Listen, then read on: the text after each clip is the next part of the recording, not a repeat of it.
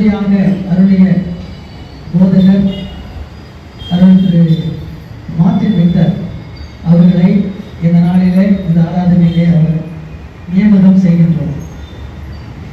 இந்த ஆராதனையானது தேவனுடைய நாமத்திற்கு மகிமையாக பிதா,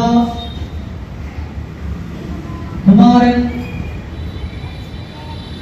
பரிசுத்த ஆவியின் நாமத்தினாலே நாம் ஆரம்பிக்கின்றோம். கண்களை மூடி பிரார்த்தனை செய்வோம். நல்ல ஆண்டவரே, உங்களுடைய கிருபைக்காக ஸ்தோத்திரம். இந்த நாளிலே இந்த திருச்சபைக்கென்று ஆண்டவர் வழங்கியிருக்கிற இந்த அருமையான போதகர் திரு மார்ட்டின் விக்டர் ஐயா அவர்களை உங்களுடைய சமூகத்திற்கு முன்பாக அவரை நாங்கள் அர்ப்பணிக்கின்றோம். இந்த அர்ப்பணிப்பு ஆராதனையிலே கர்த்தருடைய பிரசன்னமானது எங்கள் மத்தியிலே தங்கியிருந்து இந்த ஆராதனையினுடைய ஒவ்வொரு நிகழ்ச்சியையும் பரிசுத்த ஆவியானவர் நின்று ஆசீர்வதிக்க வேண்டும் என்று நாங்கள் வேண்டிக் கொள்கிறோம். இந்த ஆராதனையின் ஆரம்பத்திலிருந்து முடிவு வரை உடைய பரிசுத்தமான பிரசன்னம் எங்களை தாங்கி வழிநடத்துவதாக உமக்கே நாங்கள் புகழும் துதியும் கனத்தையும் ஏறெடுக்கிறோம். இயேசு கிறிஸ்துவின் நாமத்திலே வேண்டிக் கொள்கிறோம் எங்கள் ஜெபம் கேட்டவர்களும் நல்ல பிதாவே, ஆமென். பாட்டு புத்தகத்திலே 4வது ஞான பாடல், அலங்கார வாசலாலே கோவிலுக்குள் போகின்றேன் என்ற பாடலை நாம் பாடுவோம். அப்பொழுது புதியதாக நாளிலே நியமனம் செய்கின்ற போதகர் அவர்களை நாம் ஆலயத்திற்குள்ளே கொண்டு வருவோம்.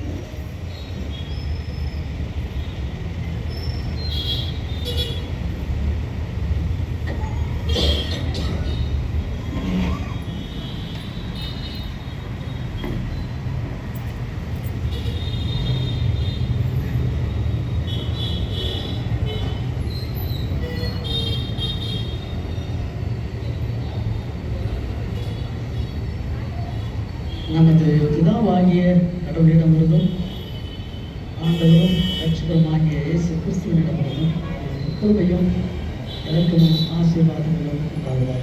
கிறிஸ்துவுக்கு இந்த நாள் இந்த திருச்சபையினுடைய வரலாற்றில் மிக ஒரு சிறப்பான ஒரு நாள். திருச்சபையினுடைய விசுவாசிகளுக்கு ஒரு பெரிய கொடையை, ஒரு பெரிய ஈவை, பெரிய ஆசீர்வாதத்தை இந்த ஊழியத்தின் வழியாக இந்த நாளில் வழங்குகிறோம். அதுவே இந்த நாளிலே நான் சுருக்கமாக ஒரு பிரசனத்தை செய்வதற்கு நான் எடுத்துக்கொண்ட வேத பகுதியானது சங்கீதங்களின் புத்தகம் 23 2வது வசனம். சங்கீதம் 23 2வது வசனம். அவர் என்னை புல்லுள்ள இடங்களில் மடக்கி அமர்ந்த தண்ணீர் இலங்கையில் என்னை கொண்டு போய் விடுகிறார். அவர் என்னை புல்லுள்ள இடங்களில் மடக்கி அமர்ந்த தண்ணீர் இலங்கையில் என்னை கொண்டு போய் விடுகிறார். ஜெபம் செய்வார். நல்ல ஆண்டவரே, இந்த மகிழ்ச்சியான வேலைக்காக நன்றியோடு மைசூரிக்கிறோம். இந்த நாளிலே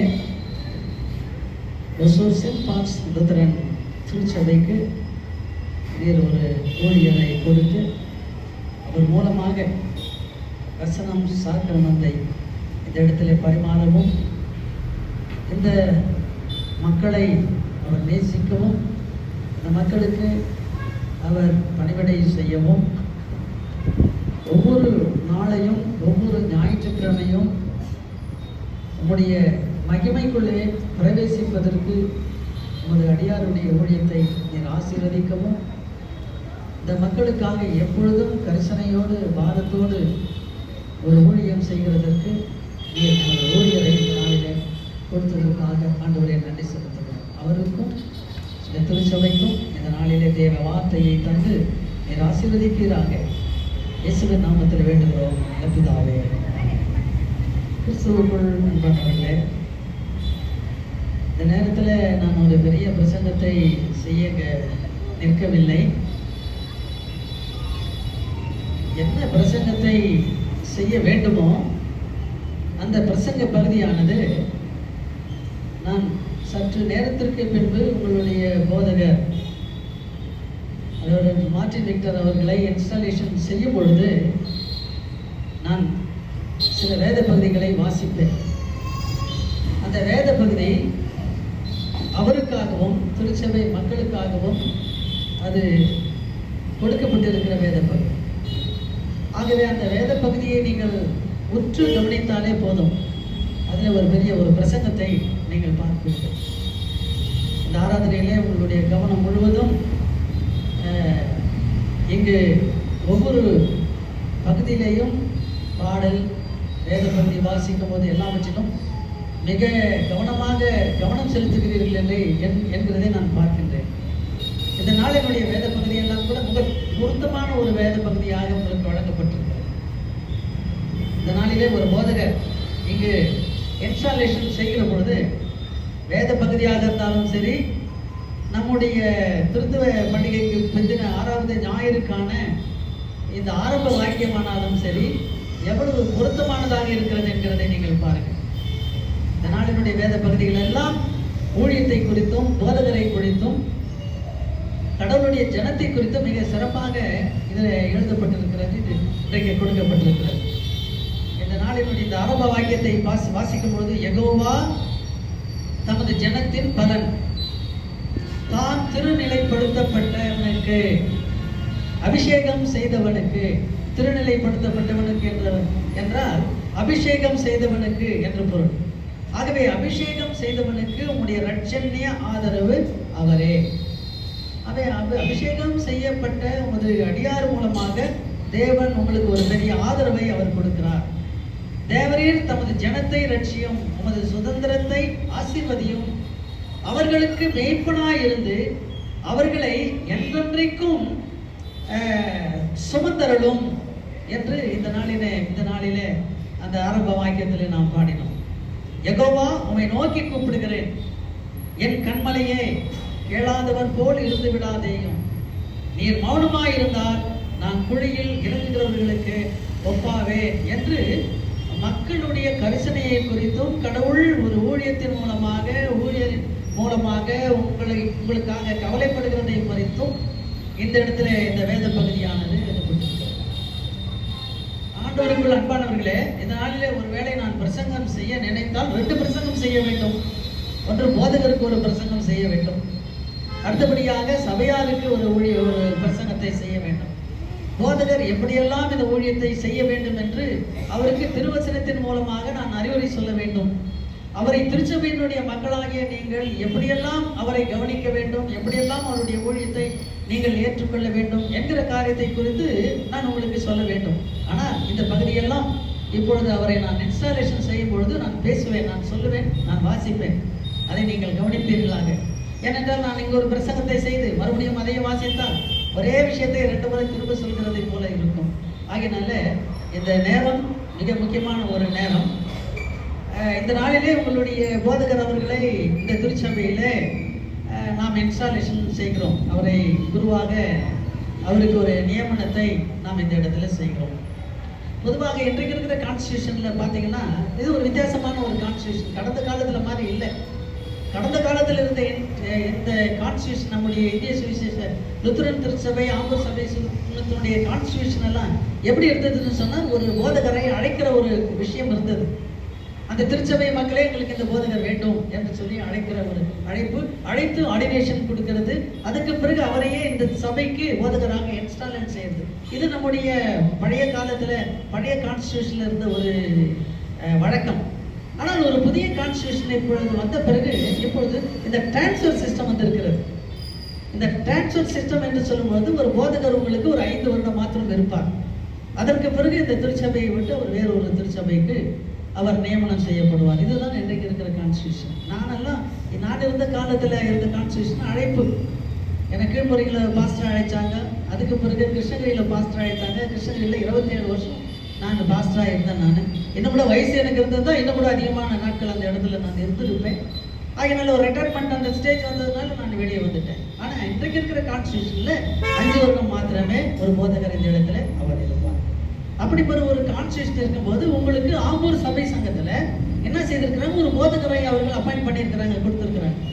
ஆகவே அவருக்கு என்னைக்கு போதகராக உங்களுக்கு அப்பாயின்மெண்ட் ஆர்டர் கொடுத்தாங்களோ அன்றைக்கே வந்து அவருடைய திருப்பணியை அவர் செய்ய ஆரம்பித்தார், அவர் செய்கிறார். இதுதான் இப்போ இருக்கிற கான்ஸ்டியூஷன். ஆனால் இதில் ஒரு வித்தியாசமான ஒரு விஷயத்தை நான் என்ன சொன்னால், பழைய கான்ஸ்டியூஷனில் இருந்தது போலவே உங்கள் போதகரை நீங்கள் இந்த நாளில் நீங்கள் ஒரு இன்ஸ்டாலேஷன் நடத்துகிற ஒரு விஷயம் என்று பார்க்கும்போது நீங்கள் ஒரு போதகரின் பேரில் எவ்வளவு கரிசனை உடையவராக நீங்கள் இருக்கிறீர்கள் என்கிறது தான் இது காட்டுகிறது. உங்கள் போதகரை எப்படி நீங்கள் பிரியப்படுத்துகிறீர்கள் என்கிறதை இந்த நிகழ்ச்சியானது காட்டுகிறது.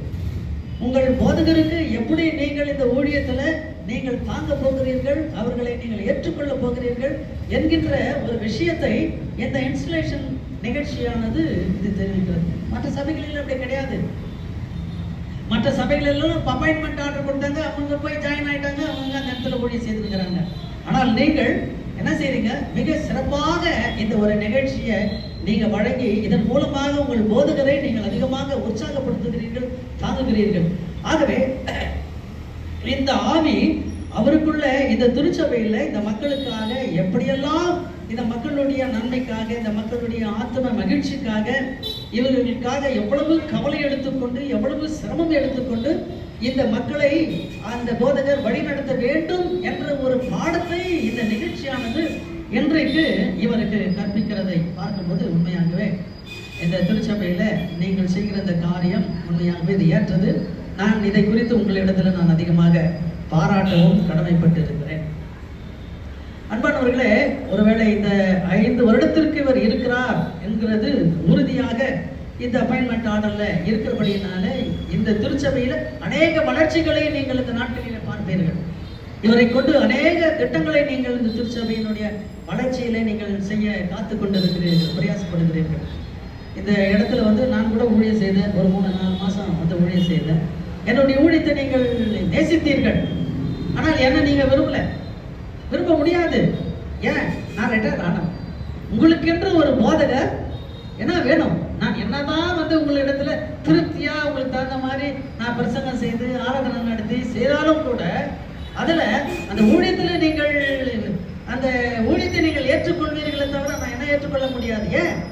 நான் வந்து போகிறவன்.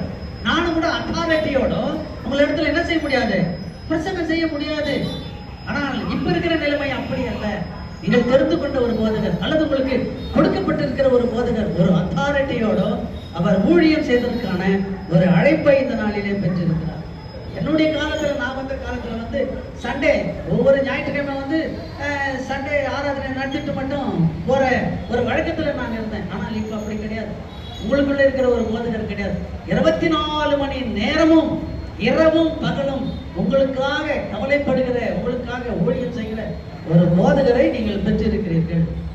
ஆகவே என்னுடைய காலத்துல நான் வந்தது ஒரு ஹையர்டு பாஸ்டர், ஒரு வாடகைக்கு போனது மாதிரி ஒரு அனுபவம். ஆனால் இன்றைக்கு உங்களுக்கு அப்படி இல்லை. உங்களுக்கு என்று ஒரு நிரந்தரமான ஒரு ஊழியக்காரரை தேவன் உங்களுக்கு கொடுத்திருக்கிறார். ஆகவே இன்றைக்கு வேத பகுதியில் அநேக வேத பகுதியை குறித்து நான் சொல்லக்கூடும். ஏராளமான வேத பகுதி ஊழியரை குறித்தும் திருச்சபை மக்களை குறித்தும் இந்த சந்தர்ப்பத்தில் அநேக காரியங்களை சொல்ல முடியும். ஆனால் ஏற்கனவே நான் சொன்னது போல இன்ஸ்பிரேஷன் சர்வீஸில் நான் அவைகள் எல்லாவற்றையும் ஞாபகப்படுத்துவேன். ஆனால் ஒன்று மாத்திரம் தெரிந்து கொள்ளுங்கள், அவர் கடவுளுடைய ஊழியக்காரர், கடவுளால் தெரிந்து கொள்ளப்பட்டவர். எந்த மனிதர்களும் அவரை தெரிந்து கொள்ளவில்லை. ஒருவேளை அவராக கூட நான் ஆண்டவருக்காக ஊழியம் செய்ய என்னை அர்ப்பணித்திருக்கிறேன் என்று அவர் நினைத்திருந்தாலும் கூட அதை கடவுள் அங்கீகரித்தாலொழிய அவர் ஒரு ஊழியக்காரராக வர முடியாது. இந்த உறுதி போதகருக்கும் இருக்க வேண்டும், சபையினுடைய மக்களுக்கும் இருக்க வேண்டும். அவர் கடவுளால் அழைக்கப்பட்ட ஊழியர். கடவுள் ஒருவரை அழைத்தாலொழிய இந்த ஊழியத்தை கனமானதாக யாரும் நினைக்க முடியாது, எண்ண முடியாது என்று வாசிக்கின்றோம். ஆகினால கடவுளுடைய ஊழியக்காரனாக, கடவுளுடைய ஸ்தானாதிபதியாக, அவர் அவருடைய ரெப்ரசன்டேட்டிவாக, கடவுளுடைய பிரதிநிதியாக உங்கள் மத்தியிலே அவர் ஊழியம் செய்ய முழுக்க முழுக்க அவர் ஆண்டவராலே வழிநடத்தப்பட்டு உங்கள் மத்தியிலே அவர் ஊழியம் செய்கிறவராக கடவுள் உங்களுக்கு அனுப்பியிருக்கிறார். பழைய ஏற்பாட்டில தீர்க்கதரிசிகள் எல்லாம் கடவுளுடைய வசனத்தை சொல்லும் பொழுது அவர்கள் என்ன சொன்னார்கள்? கர்த்தர் சொல்லுகிறார், இதை கேளுங்கள் என்று சொல்லுகிறார். வேதாகமத்தில் பழைய ஏற்பாட்டு பகுதியில் எல்லாம் பார்ப்பீங்க. நான் சொல்லுகிறேன் என்று தீர்க்கதரிசிகள் சொன்னதில்லை. கர்த்தர் சொல்லுகிறார், thus says the Lord என்று தீர்க்கதரிசிகள் சொல்லி இருக்கிறதை பார்க்கிறோம். ஆகவே அந்த வகையில அவர் இந்த இடத்திலே நின்று செய்கிற ஊழியம் எல்லாம் அது கடவுள் செய்கிறது ஊழியமாக இருக்கிறது. கண்டிப்பாக இன்றைக்கு அவர் ஊழியம் செய்யலாம். ஆறுதலாக உங்களுக்கு அவர் ஊழியம் செய்யலாம். அவர் கண்டித்து உணர்த்தினாலும், அவர் ஆறுதலாக அவர் ஊழியம் செய்தாலும், இது ஆண்டவர் அவரோடு இருந்து அவர் மூலமாக உங்களிடத்துல பேசுகிறார். ஆகவே அவர் கடவுள் அவரை அழைத்தார். எரேமியாவின் புத்தகம் 1வது அதிகாரத்துல எரேமியாவினுடைய அழைப்பை பற்றி நாம் வாசிக்கிறோம். கடவுள் எரேமியாவை கூப்பிடுகிறார், நான் உன்னை ஜனங்களுக்கு தீர்க்கதரிசியாக தெரிந்து கொள்கிறேன் என்று சொல்லி. ஆனால் அவன் சொல்லுகிறான், நான் இளைஞன். அதற்கு அவர் சொல்கிறார், இளைஞன் என்று சொல்லாதே, உன் தாயின் கர்ப்பத்திலிருந்து நான் உன்னை தேர்ந்தெடுத்தேன். இந்த ஜாதிகளுக்கு உன்னை நான் தீர்க்கதரிசியாக தேர்ந்தெடுத்திருந்தேன். நீ கட்டவும் பிடுங்கவும் நாட்டவும் இந்த ஜாதிகளுக்கு நான் உன்னை தேர்ந்தெடுத்திருக்கிறேன் என்று சொல்கிறார். ஆகையினால அவர் கடவுள் தம்முடைய ஊழியக்காரனை அவர் கருவிலிருந்து அவர் தேர்ந்தெடுத்தார். அந்த எண்ணம் ஒவ்வொருவருக்கும், ஒவ்வொரு திருச்சபையினுடைய மக்களுக்கும் இருக்க வேண்டும், போதகருக்கும் அழைக்க வேண்டும். சாதாரண மற்ற விதமான பணிகள் அல்ல, ஒரு டாக்டர் அல்ல, ஒரு இன்ஜினியர் அல்ல, மற்ற ஊழியர்கள் அல்ல. அவர் கடவுளாலே தெரிந்து கொள்ளப்பட்ட, கடவுளின் சார்பாக நின்று செய்கிற ஒரு ஊழியக்காரராக உங்களுக்கு கொடுத்திருக்கிறார். அவர் கிட்ட இருக்கிற அத்தாரிட்டி முழுவதுமே அது கடவுள் அவருக்கு கொடுத்திருக்கிற அத்தாரிட்டி, அவருடைய சொந்த அத்தாரிட்டி இல்லை. அவர் பேசுகிற காரியம் சொந்தது அவருடைய கருத்து இல்லை, அது கடவுள் அவருக்கு கொடுத்திருக்கிற authority. It's God's power, it is a God's authority என்கிறதை பார்க்கணும். கடவுள் அவரை தெரிந்து கொண்டார், மனிதர்கள் நம்மை தெரிந்து கொள்ளவில்லை. இதுதான் நாம் எரேமியாவின் புத்தகம் 1வது அதிகாரத்துல 4லிருந்து 10 வசனங்களை நீங்கள் வாசித்து பாருங்கள். அந்த பகுதியில இதை நீங்கள் பார்ப்பீர்கள். ஆகவே பாஸ்டரல் மினிஸ்ட்ரி என்கிறது ஒரு வித்தியாசமான மினிஸ்ட்ரி. பாஸ்டரல் மினிஸ்ட்ரிக்குள்ள எல்லா விதமான ஊழியங்களை அவர் பெற்றிருக்கிறார். முதலாவது, இன்றைக்கு நாம் சங்கீதத்துல நாம் கேட்டோமே, அவர் என்னை புல்லுள்ள இடங்களில் மடக்கி அமர்ந்த தண்ணீர்கள் அண்டையில் என்னை கொண்டு போயிடுகிறார். தமது மந்தைக்கு அவர் ஆறுதலாகவும் போஷிக்கிறவராகவும் இருக்கிறார்.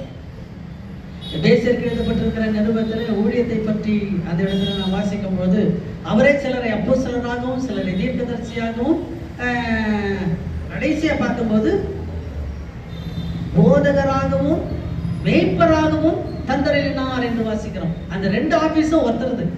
மற்றதெல்லாம் தனித்தனி. எவாஞ்சலிஸ்ட் தனித்தனி, அப்போஸ்தலர் தனித்தனி, தீர்க்கதரிசி என்கிறவர் தனி. ஆனா பாஸ்டர் என்று சொல்லப்படுகிறவர் he is a preacher as well as he is a teacher. ஆகவே அவர் உங்களை போஷிக்கிறவராகவும் உங்களை வசனத்திலே வளர்க்கிறவராகவும் அவர் இருக்கிறார் என்கிறதை சங்கீதத்திலே நாம் இங்கே சங்கீதத்திலே பார்க்கிறோம். அவர் என் மேய்ப்பர், எனக்கு ஒன்றும் குறைவில்லை. அவர் என்னை புல்லுள்ள இடங்களிலே மடக்கி அமர்ந்த தண்ணீர்கள் அண்டையில் என்னை கொண்டு போய் விடுகிறார். பாஸ்டர் என்கின்ற சொல்லு கிரேக்க வார்த்தையிலிருந்து வந்தது. பாஸ்டர் என்று சொல்லப்படுகிற வார்த்தை, பாஸ்டர் என்று சொல்லப்படுகிற ஒரு வார்த்தை கிரேக்க மொழியில புல்வெளி என்கிறது அர்த்தம். புல்வெளி. ஆகவே புல்வெளி என்று சொன்னால் இங்க இந்த வசனத்தின் அடிப்படையில் அவர் உங்களை போஷிக்கிறவராக, வசனத்துல உங்களுடைய விசுவாசத்தை அவர் வளர்க்கிறவராக அவர் இருக்கிறார் என்கிறதை இந்த இடத்துல நீங்கள் அறிந்து கொள்ள வேண்டியவர்களாக இருக்கிறீர்கள். ஆகவே உங்களுக்காக அவர் கவலைப்படுகிறவராக கடவுள் அவரை உங்கள் மத்தியிலே கொண்டு வந்திருக்கிறார். உங்களுடைய என்ன பிரச்சனைகள் இருக்கிறதோ, என்ன கஷ்டங்கள் இருக்கிறதோ, அந்த கஷ்டங்களுக்காக அவர் வீட்டிலே இரவும் பகலுமாக அவர் ஜெபிப்பார். அவர் ஜெபிக்கிறவராக, உங்களுடைய வேதனைகளுக்காக, உங்களுடைய பிரச்சனைகளுக்காக, உங்களுடைய கஷ்டங்களுக்காக அவர் ஜெபிக்கிறவராக இருப்பார். தன்னுடைய குடும்பத்தை கூட அதிகமாக அவரால் என்ன பண்ண முடியாது, கவனிக்க முடியாது. நீங்கள் தான் பிரதானமானவர்கள், நீங்கள் தான் முக்கியமானவர்கள். உங்களுடைய தேவைதான் அவருக்கு பிரதானமாக காணப்படும். ஆகவே அவர் உங்களுக்காக கவலைப்படுகிற ஒரு ஊழியக்காரராக இருக்கிறார். இது ஆண்டவருடைய இது சிந்தை. தேவன் நமக்காக கவலைப்படுகிற ஆண்டவராக இருக்கிறார், நமக்காக கரசனை கொள்கிற ஆண்டவராக இருக்கிறார். ஆகையினால் அந்த வகையில் அவருடைய பிரதிநிதியாக இருக்கிற இவர் உங்களுக்காக கவலைப்படுகிறவராக இருக்கிறார், சுவிசேஷத்தை அறிவிக்கிறவராக இருக்கிறார். நான் பாஸ்டர்களுக்கு ட்ரைனிங் கொடுக்கிற சந்தர்ப்பத்தில் எத்தனையோ பாஸ்டர்களுக்கு நான் ட்ரைனிங் கொடுத்துருக்கிறேன். ஐசிடி என்ற ஒரு ப்ரோக்ராம்ல அந்த பாஸ்டர்களுக்கெல்லாம் நான் ஒரு வார்த்தை சொல்லுவேன். சுவிசேஷத்தை அறிவிக்கிறவனுடைய பாதங்கள் மலையின் மேல் எவ்வளவு அழகா இருக்கின்றன.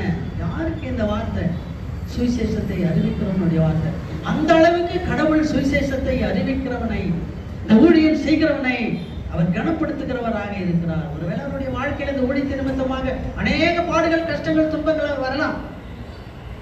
எந்த கஷ்டங்கள் துன்பங்கள் வந்தாலும் ஊழியக்காரனை அவர் தாங்குகிற ஆண்டவராக இருக்கிறார். முதல் 1991 மே மாதம் 5ஆம் தேதி கிருஷ்ணகிரி சபையில என்னை இன்ஸ்டாலேஷன் பண்ணாங்க. என்னை இன்ஸ்டாலேஷன் பண்ணி எனக்கு பிரசங்கம் பண்ணவர் அமர்ந்திருக்கிற எங்க லியோ அவர்களுடைய அப்பா, அவருடைய ஐசையா ஐயர் அவர் தான். அவர் செஞ்ச பிரசங்கம் இன்னைக்கே எனக்கு ஞாபகத்தான் வருதான். அந்த பிரசங்கத்தை நான் செய்யல. ஓநாய்களுக்கு மத்தியிலே ஆட்டுக்குட்டிகளை அனுப்பினார் போல் நான் உன்னை அனுப்புகிறேன் என்று சொல்லி தான் அவர் எனக்கு பிரசங்கம் பண்ணார்.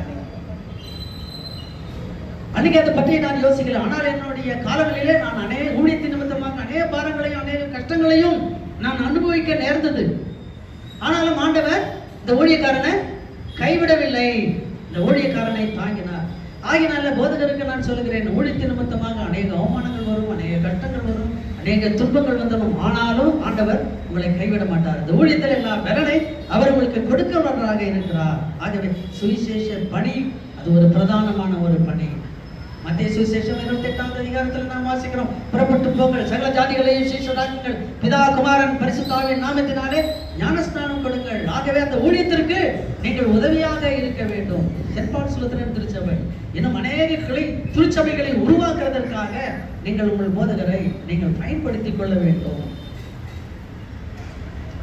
ஆற்றுப்படுத்துகிற ஊழியராக இருக்கிறார். உங்களுடைய பிரச்சனைகளிலே உங்களுக்கு தனியாக அமர்ந்து உங்கள் மத்தியிலே அவர் என்ன செய்வாரு? உங்களுக்கு ஆலோசனை கொடுக்கிறார். கூச்சமின்றி, பயமின்றி, தயக்கமின்றி உங்களுடைய பிரச்சனைகளை, உங்களுடைய கஷ்டங்களை அவரிடத்துல நீங்கள் பகிர்ந்து கொள்ளலாம். என்னுடைய ஊழியத்தின் காலத்துல எத்தனையோ மக்களுடைய பிரச்சனைகள், நான் கொலையே பண்ணிட்டேன் என்று சொல்லி கூட என்னிடத்துல தனியா பேசின நபர்கள் எல்லாம் இருக்கிறாங்க. நான் அதை யார்கிட்டையும் சொன்னதில்லை. என் மனைவிக்கு கூட தெரியாது. சபையார் மத்தியில என்னென்ன பிரச்சனைகள் எல்லாம் சபை மக்கள் அதை கேட்கவே மாட்டாங்க, அதை பற்றி கவலைப்படவே மாட்டாங்க. எந்த நேரத்தில் எப்படி பேசினாலும். ஆகவே கடவுள் அவர்கள் தங்களுடைய பிரச்சனைகளை போதகராக உங்களிடத்திலே தான் சொல்வார்கள். அதற்காக நீங்கள் ஜெபிக்க கடமைப்பட்டிருக்கிறவர்கள். போதகர் யார் இடத்துலயும் என்ன பண்ண மாட்டாரு, உங்களுடைய பிரச்சனைகளை ஷேர் பண்ணவே மாட்டார், பண்ணக்கூடாது, செய்ய மாட்டார். ஆகவே உங்களுக்காக அவர் உங்களுக்கு ஆலோசனை வழங்குகிற ஆலோசனை பணியாளராக இந்த திருச்சபையில கடவுள் உங்களுக்கு கொடுத்திருக்கிறார். எசேக்கியேலின் புத்தகம், அதே நேரத்தில் சபை மக்கள் ஒரு பெரிய எச்சரிக்கையை நீங்கள் தெரிந்து கொள்ள வேண்டும். எசேக்கியேல் தீர்க்கதரிசனம் 3வது அதிகாரம் 17வது வசனத்தை சத்தமா வாசிங்க கொஞ்சம்.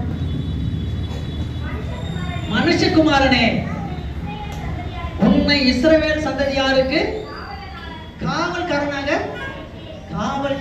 வைத்திருக்கிறேன். அன்பானவர்களே, திருச்சபையினுடைய மக்களாகிய உங்களுக்கு அழைக்கப்பட்டிருக்கிற போதகர் காவல்காரனாக உங்களுக்கு வைத்திருக்கிறார்.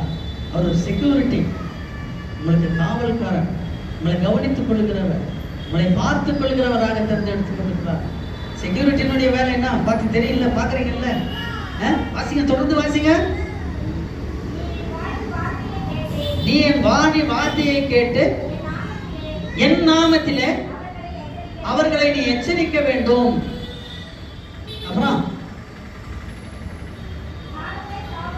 சாகவே சாகா என்று உன் துஷ்டனுக்கு நான் சொல்லும் போது நீ அவனை எச்சரிக்க வேண்டும். பாஸ்டர் என்னையே கண்டிக்கிறாரு, என்னையே பண்ணாரு, என்ன அவமானப்படுத்துறதுக்கவே பிரசங்கம் பண்ணாரு என்று யாரும் நினைக்கவே கூடாது.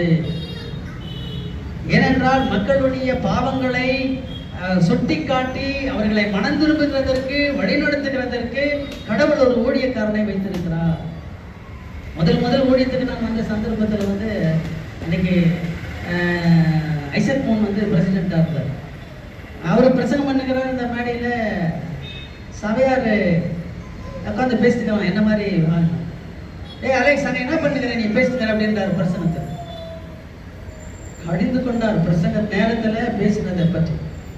அதே மாதிரி நான் ஊழியத்துக்கு வந்த பிறகு ஒருத்தர்கிட்ட சொன்னே, ரமேஷ் அங்க நான் பிரசங்கம் பண்ணிருக்கிறேன், என்னடா பண்ணிருக்கிறேன் நீ அப்படின்னு நான் கேட்டேன். அவரு பண்ண மாதிரியே 5 வருஷம் கோயிலுக்கு வராம போயிட்டாங்க.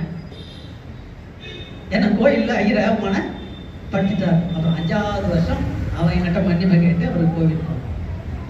ஆகினாலும் ஒருவேளை காலங்கள் எல்லாம் மாறின போது, ஆனாலும் கூட போதகராகிய இருக்கிறவர் நம்முடைய பிரச்சனைகளை, நம்முடைய தவறுகளை சுட்டி காட்டுகிறதற்கு கடவுள் என்ன பண்ணியிருக்கிறார், காவல்காரனாக வைத்திருக்கிறார் என்கிறத அந்த இடத்துல நாம் பார்க்கிறோம்.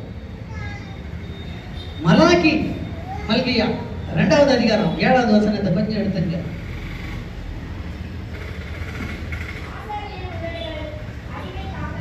ஆசாரியனுடைய உதடுகள் அறிவை காக்க வேண்டும். அவன் வாயிலிருந்து உபதேசம் வர தேடுவார்கள். உங்களுடைய பிரச்சனைகள், உங்களுடைய கஷ்டங்களுக்கு கடவுள் சரியான ஒரு வழிநடத்துதலை கொடுக்கிறதற்காக கடவுள் என்ன செய்திருக்கிறார், அந்த ஊழியக்காரனை வைத்திருக்கிறார். அவனுடைய வாயிலிருந்து வருகிற ஒரு வார்த்தை, ஆலோசனையை அவர் தேடுவார்கள் என்று வேதாகமத்தில் சொல்லப்பட்டிருக்கிறது.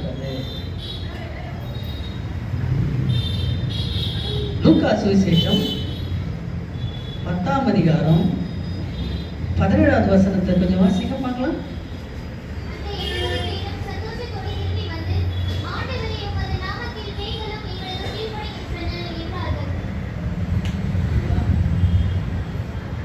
லூக்கா சுவிசேஷம் 10ஆவது அதிகாரம் 16வது வசனத்தை வாசிக்கிறோம் பாருங்க. உங்களுக்கு செவி கொடுக்கிறவன் எனக்கே செவி கொடுக்கிறான். உங்களை அசட்டை பண்ணுகிறவன் என்னை அசட்டை பண்ணுகிறான். ஒரு ஊழியக்காரனை அசட்டை பண்றவன் யார் அசட்டை பண்றானா? இயேசு கிறிஸ்துவை அசட்டை பண்றான். என்னை அசட்டை பண்ணுகிறவன் என்னை அனுப்பினவரை அசட்டை பண்ணுகிறான், பிதாவை அசட்டை செய்கிறான். ஆகினால பல நேரங்களிலே போதகர் என்று சொல்லுகிறவர் நம்முடைய பாவங்களை, நம்முடைய தவறுகளை சுட்டி காட்டுகிறவராக அவர் காணப்படுவார். மகிழ்ச்சியோடு அதை ஏற்றுக்கொள்ள வேண்டும். அவர் சபிக்கிறாருன்னு நினைக்கக்கூடாது, சொல்லக்கூடாது, நினைக்கக்கூடாது. சபிக்கிறார் என்ற ஒரு வார்த்தை என்னன்னு கேட்டா, இந்த நிலைமை அவருக்குள்ள நீங்கள் அப்படி போவீர்கள் என்று சொன்னால் அந்த துன்பத்தையும் அந்த கஷ்டத்தையும் அந்த தண்டனையையும் நீங்கள் அனுபவிப்பீர்கள் என்கிறத அவர் முன்கூட்டியே சொல்லுகிறார். அது சபிக்கிறது இல்லை. அப்போ அதிலிருந்து திருந்தி விடும் பொழுது அந்த சம்பவம் உங்களுடைய வாழ்க்கையில நடைபெறாது. ஆகவே அநேக நேரங்களிலே போதகர்களுடைய வார்த்தைகள், போதகர்களுடைய ஊழியங்கள் சில நேரங்களிலே கடினமாக கூட காணப்படும். தாழ்மையோடு மகிழ்ச்சியோடு ஏற்றுக்கொண்டு மனம் திரும்புகிறவர்களாக காணப்பட வேண்டும். கடைசியாக எபிரேயருக்கு எழுதப்பட்டிருக்கிற நிருபம் 13வது அதிகாரம் 17வது ஒரு வசனத்தை வாசியுங்கள். எபிரேயர் 13:17.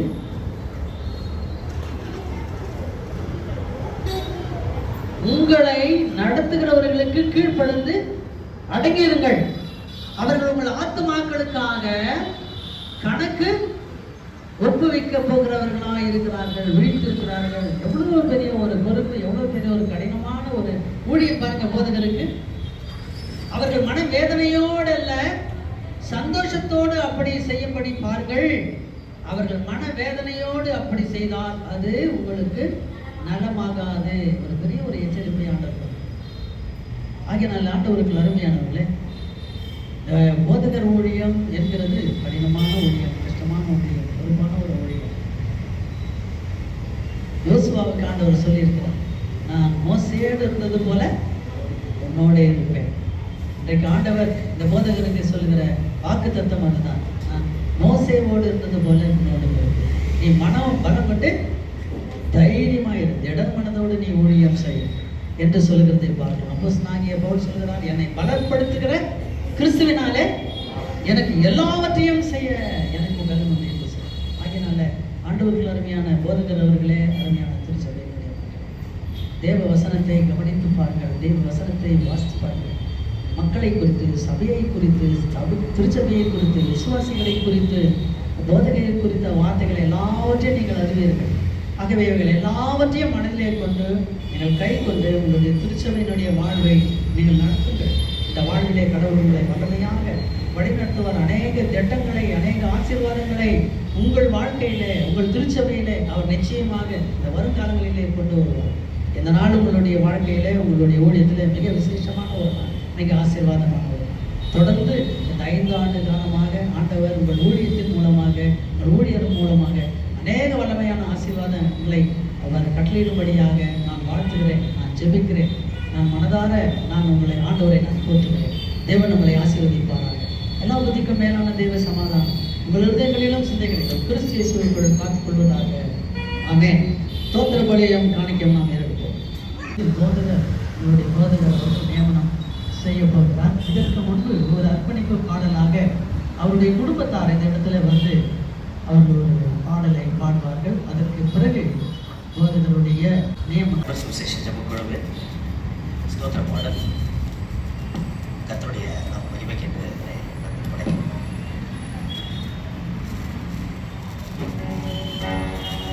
பூமியின் குடிகளே எல்லோரும் பாடுங்கள், கர்த்தரை கம்பீரமாய் பாடுங்கள்.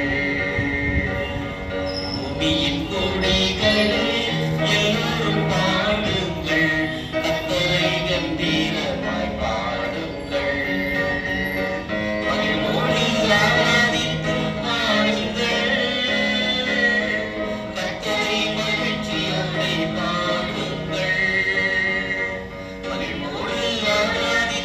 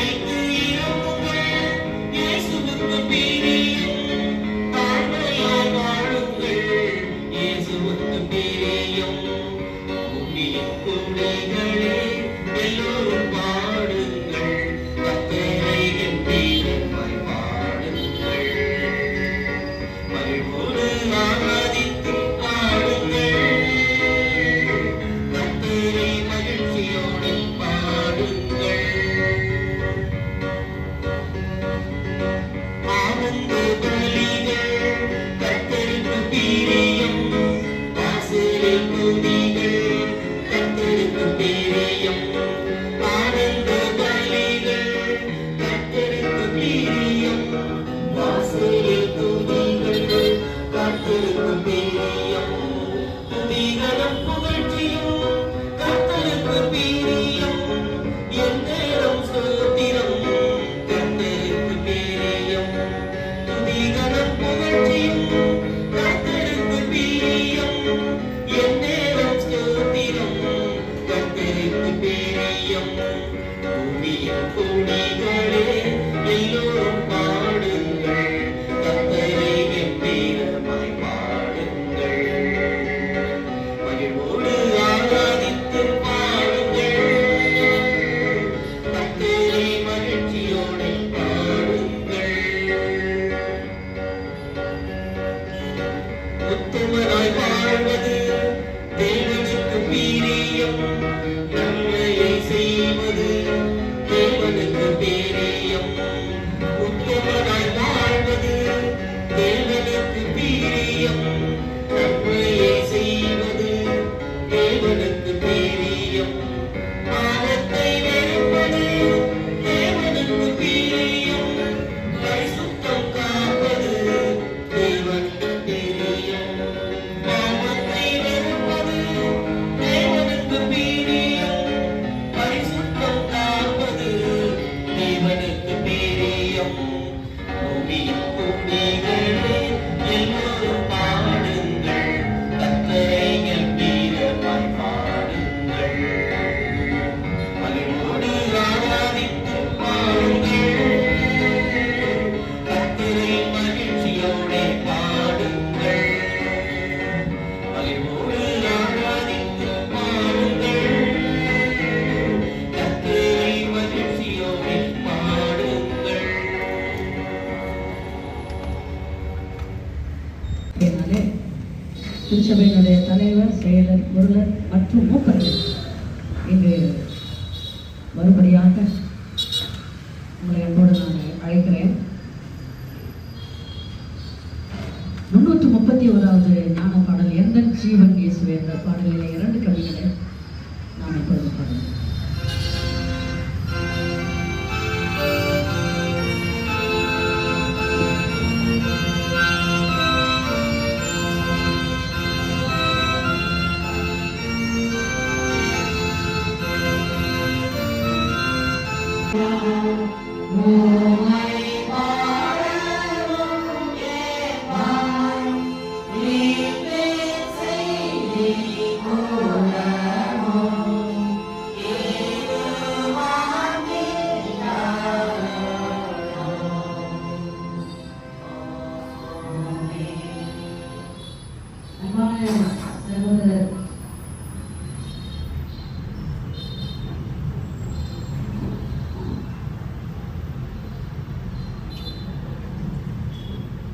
சங்கை மாற்றி நீங்கள் இந்த சபைக்கு குருவாக அழைக்கப்பட்டு இப்பொழுது இவ்விடத்திலிருந்து கிறிஸ்துவின் மந்தையை கவனிக்கும் பொறுப்பை ஏற்றுக்கொள்ள போவதினாலே பக்தி வைராக்கியமான ஒரு குருவுக்கு ஏற்ற உமது புனிதமான ஊழியத்திற்கு அடுத்த உயரிய கடமைகளை நிறைவேற்றும்படி அக்கடமைகளை மனதில் வைத்துக் கொள்வது நல்லது. கிறிஸ்துவின் சமாதிபதியாக நீர் தேவ வசனத்தை சுற்ற உலகத்தை பிரசங்கித்து உபதேசம் பண்ணி திரு சாற்றவர்களை கிறிஸ்துவின் ஏற்பாட்டின்படியும் ஒழுங்கின்படியும் பரிமாறி இளைஞர்களுக்கு இரட்சணிய வழியை காண்பித்து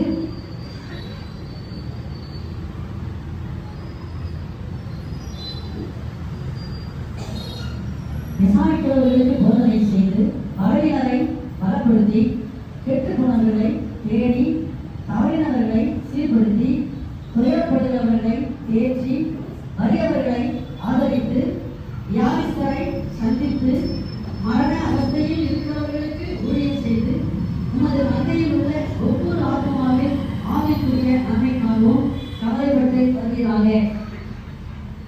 உமது ஊழியத்தை தேவ வசனத்திற்கு செய்ய நடத்தவும் இந்த ஊழியத்தை குறை கூற இடமிராதபடி யாவத்திலும் இடர்களுக்கு ஏது உண்டாகாமல் உண்மையும் உமது வீட்டாரையும் தெய்வ பக்தியிலும் நன்னடத்தையும் மற்றவர்களுக்கு மாதிரியாக காட்டவும் தக்கதாக தேவ வசனத்தை தியானிப்பதிலும் அதை ஆராய்ந்து படிப்பதிலும் கருத்தாய் இருப்பது அவசியம். அப்போஸ்தலனாகிய பவுல் இப்படியாக வேதாகமத்திலே கூறியிருக்கிறதை நாம் பார்க்கிறோம். அத்தியாவசிய ஊழியத்தை அபேட்சிக்கிறவன் நல்ல ஊழியத்தை விரும்புகிறார். இது உண்மையான வார்த்தை. ஆகவே அத்தியாவசியானவன் குற்றம் சாட்டப்படாதவனும் ஒரே மனைவியை ஒரே புருஷனும் தெளிந்த சிந்தையுள்ளவனும் நிதான புத்தி உள்ளவனும் யோக்கியதை உள்ளவனும் அந்நியரை விமர்சிக்கிறவனும் போதக சாமர்த்தியமாய் இருக்க வேண்டும்.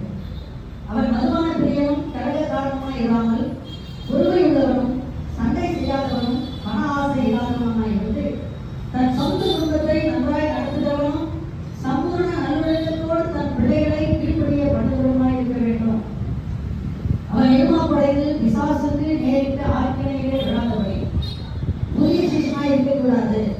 அவன் சிந்தையாலும் பிசாசின் கண்ணினாலும் விழாதபடிக்கு புறம்பானவர்களாலும் நற்சாட்சி பத்திரமாய் இருக்க வேண்டும். திருவசனத்தை சொல்லி சமயம் வாய்க்காலும் வாய்க்காவிட்டாலும் இருக்கிறாதே. எல்லா நீடிய சாந்தத்தோடும் உபதேசத்தோடும் குற்றத்தை எடுத்துக்காட்டு, கடிந்து கொள், புத்தி சொல்லு, எல்லாவற்றிலும் மன தெளிவுள்ளவனாயிரு, துன்பத்தை சகித்து சுவிசேஷ வேலையை செய், ஊழியத்தை நிறைவேற்று. பேச்சிலும் நடக்கையிலும் அன்பிலும் விசுவாசத்திலும் தூய்மையிலும் விசுவாசிகளுக்கு மாதிரியாயிரு. நாம் வருவளவும் வாசிக்கிறதிலும் புத்தி சொல்லுவதிலும் உபதேசிக்கிறதிலும் கருத்தாயிரு. மூப்பர் உன்னை கைகளை வைத்த போது தீர்க்க தரிசனத்தின் மூலமாய் உனக்கு அளிக்கப்பட்ட வரத்தை பற்றி அஜாக்கிரதையாயிரானே. நீ கேட்கிறது யாவருக்கும் விளங்கும்படி இவைகளை நினைத்தது. உன்னை குறித்தும் உபதேசத்தை குறித்தும் எச்சரிக்கையாயிரு. இவைகளை நினைப்பது இப்படி செய்வாயானால் உன்னையும் உன் உபதேசத்தை கேட்கிறவர்களையும் ரட்சித்துக் கொள்வாய்.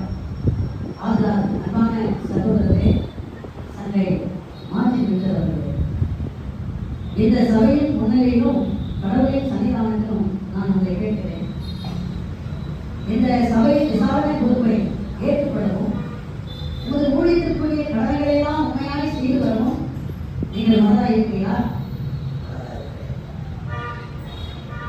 கடவுளின் திருவசனத்தை சுவிசேஷ லுத்தரன் சபையின் விசுவாச அறிக்கைக்கு செய்ய பிரசங்கித்து போதித்து நமது ரட்சகருடைய உபதேசத்தை தெய்வ பக்தியும் பரிசுத்தமான வாழ்க்கையினால் அனுபவித்து வருகிறார். கடவுளின் ஒத்தாசையினால் அப்படி செய்கிறேன்.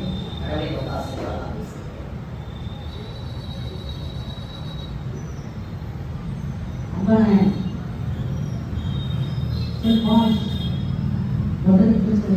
விசுவாசிகளே,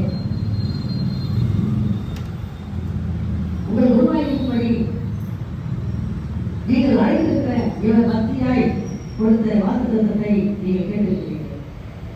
ஆகவே உங்களுக்கு புத்தி சொல்லி உங்களுக்கு அளிக்கும் பொறுப்பு என்னவென்றால், இத்தகைய சிறப்பும் பதவியும் உடையவராய் இவரை ஏற்றுக்கொண்டு இவருடைய மத்தியிலுள்ளவர்கள் என்ற நிலையில் கடவுளின் வசனம் உங்களிடம் கேட்டுக்கொள்வதை பற்றி எப்போதும் கவலையாய் இருக்க வேண்டும். திருவசனம் பிரசங்கிக்கப்படும் பொழுது அதை கேட்க மிக கருத்தாய் வந்து அதை மனுஷ வசனமாக தேவவசனமாக நீங்கள் ஏற்றுக்கொள்ளுங்கள். அது மெய்யாகவே தேவவசனம் தான். இவர் புத்திமதிக்கு செய்யுங்கள். உங்கள் உள்ளத்தில் நாட்டப்பட்டதும் உங்கள் ஆத்மாக்களை ரசிக்க வருமான வசனத்தை சாத்தமாய் ஏற்றுக்கொள்ளுங்கள். உங்கள் பிள்ளைகளை ஆண்டவருக்கு ஏற்ப சிற்றையிலும் புத்தி சொல்வதையும் வளர்த்துவார்கள் என்ற புத்திமதியை மனதில் போட்டு பிள்ளைகளுக்கு உபதேசிப்பதில் உனக்கு உதவியாயுங்கள். இவரை கனம் பண்ணி இவரை அன்பு கொள்ளுங்கள். உங்கள் நடுவில் உழைத்து ஆண்டவருக்குள் உங்கள் தகவலாயிருந்து உங்களுக்கு புத்தி சொல்லுகிறவர்களை நீங்கள் அறிந்து அவர் வேலை நிமித்தம் அன்போடு அவர்களை மிகவும் அதிகமாய் மதிக்கும்படி இவரை வேண்டிக் கொள்வார் என்று பரிசுத்த பவுல் சொல்கிறார். இவர் தம் ஊழியத்திலும் உழைப்பிலும் கவலையிலும் முகவளர்ச்சியாய் நிலைத்திருக்கவும் உங்கள் நடுவில் இவர் செய்யும் பணிகளை அதிகமாய் ஆசீர்வதிக்கப்படவும் இவருக்காக எழுதாமல் ஜெபம் பண்ணுங்கள். இவருடைய எண்ணக்கூடிய தேவைகளுக்காக வேண்டியதை செய்ய கருத்தாயுங்கள். வேலையால் தன் கூலிக்கு பார்த்தன் என்று ஆண்டவர் சொல்கிறார். பரிசுத்த பவுல் திருவசன உபதேசத்தை கேட்கிறவன் உபதேசிக்கிறவனுக்கு சகல நன்மைகளிலும் பகிர்ந்து கொடுக்கிறவன் என்று சொல்கிறார். கடைசியாக அப்போஸ்தலர் சொல்கிற வார்த்தைகளை நினைவு கூறுங்கள். உங்களை நடத்துகிறவர்களுக்கு கீழ்ப்படிந்து அடைவீர்கள். அவர்கள் ஆத்மாக்களுக்காக கணக்கு ஒப்பிக்கப்படுகிறவர்களாய் விழித்திருக்கிறார்கள்.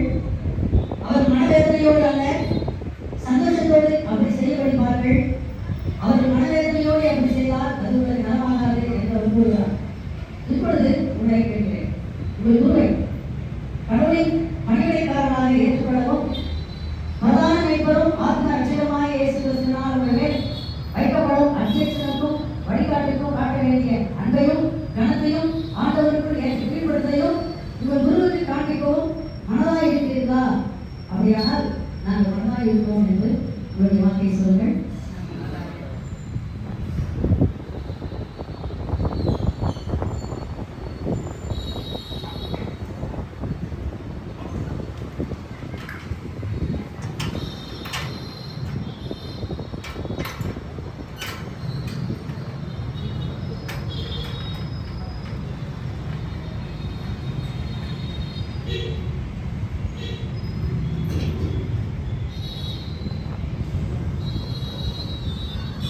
சகோதரர்களே, சங்கே உமது அழைப்பின் நிமித்தம் திருச்சபை வரவேற்கின்றேன். நான் இப்பொழுது பிதா குமாரன் பரிசுத்த ஆவியின் நாமத்தினாலே உம்மை இந்த திருச்சபைக்கு பொறுப்பாக நியமனம் செய்கிறேன்.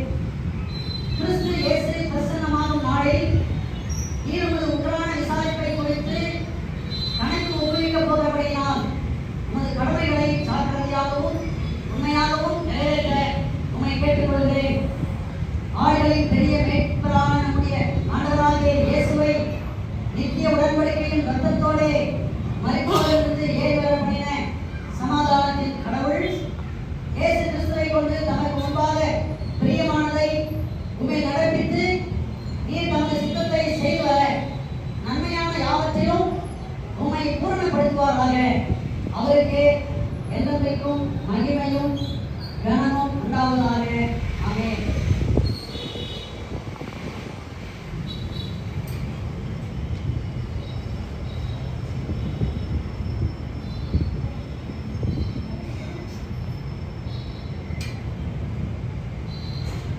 சகோதரரே, சங்கே மாற்றி விட்டவர்களே, நீர் போய் உண்மையோடு ஒப்புவிக்கப்பட்டிருக்கிற கிறிஸ்துவின் மந்தையை போஷித்து கட்டாயமான அல்ல, கடவுள் சித்தத்தின்படி மனப்பூர்வமாகவும் நீசத்தனமான லாபத்திற்காக அல்ல, உற்சாகமாகவும் உமக்கு ஒப்புவிக்கப்பட்டவர்கள் மேல் உரைத்தனம் பண்ணாமல் மந்தைக்கு மாதிரியாகவும் மேய்வார்கள். பிரதான மேய்ப்பர் வெளிப்படும் பொழுது மகிமையின் வாடாத கிரீடத்தை பெற்றுக்கொள்வீர்கள். நீர் பலன் தரவும் உமது பலன் நித்திய ஜீவனத்தில் நிலைத்திருக்கவும் ஆண்டவர் உன்னதத்திலிருந்து உம்மை ஆசீர்வதித்து அநேகருக்கு உம்மை ஆசீர்வாதமாக இருப்பாராக. ஆமென். ஜெபம் செய்வோம்.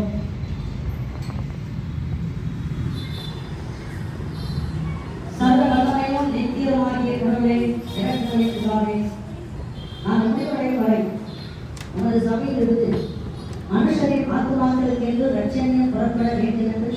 இந்த பூலோகத்திலே உமது சபையை நீர் நிறுவி உமக்கு துதியும் கனமும் ஏற்படுத்துகிறாக.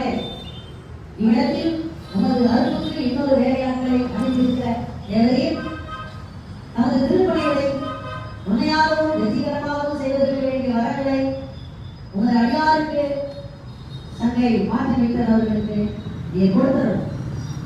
இவர் தம் சொந்த குறைகளினால் இடங்களுக்கு ஏதுவாகாமல் பின்பணிக்கும் படிச்சொல்லுக்கும் இரையாகாமலும் இவர் ஊழியத்தை தடுக்கக்கூடிய ஒன்றும் உட்படாமல் இருக்கும்படி ஆண்டவர் இவரை விலக்கி காத்தருளும். உன்னதத்திலிருந்து வரும் வல்லமையினால் இவரை ஆண்டவர் ஆதரித்து இவர் எடுத்துக்கொள்ளும் முயற்சிகளை உமது ஆசீர்வாதத்தினாலே முடிசூட்டியது. இந்த பூமியிலே இவர் வேலை தீரும் பொழுது இவர் உண்மையுள்ள ஊழியக்காரனாக நம் ஆண்டவருடைய சந்தோஷத்திற்கு பிரவேசிப்பாராக. இந்த சபையையும் இதன் உத்தியோகஸ்தர்களையும் இதன் எல்லா அங்கத்தினர்களையும் தேவரீர் ஆசீர்வதித்தருளும். உண்மை ஆண்டவரே தயவோடு நாங்கள் வேண்டிக் கொள்கிறோம்.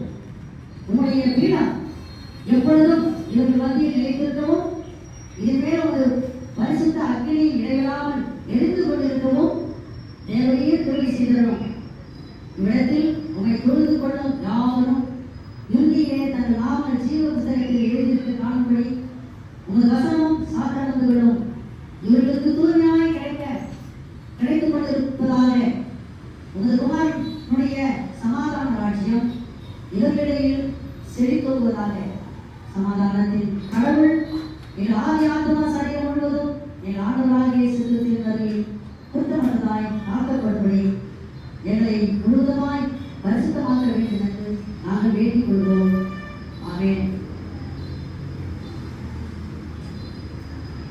நம்மளையும் சேர்த்து கற்றுடைய ஜபத்தை செய்யும்.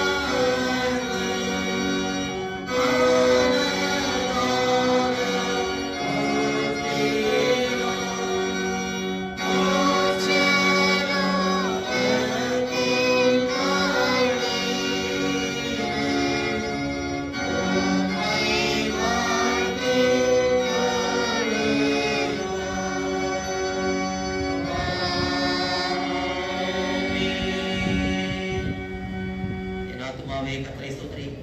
என் முழுவதும் அடிக்கும் பரிசுநாமத்தை ஸ்தோத்திரி. என் ஆத்மாவே கர்த்தரை ஸ்தோத்திரி. அவர் செய்த சகல உபகாரங்களையும் மறவாதே. ஆமென்.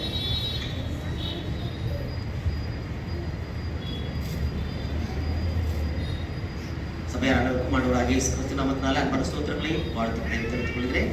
கர்த்தர் தாமே தொடர்ந்து உங்களை ஆசீர்வதித்து பலப்படுத்தி கப்பராக. Please be seated. திருச்சபைக்கு அறிவிப்பு.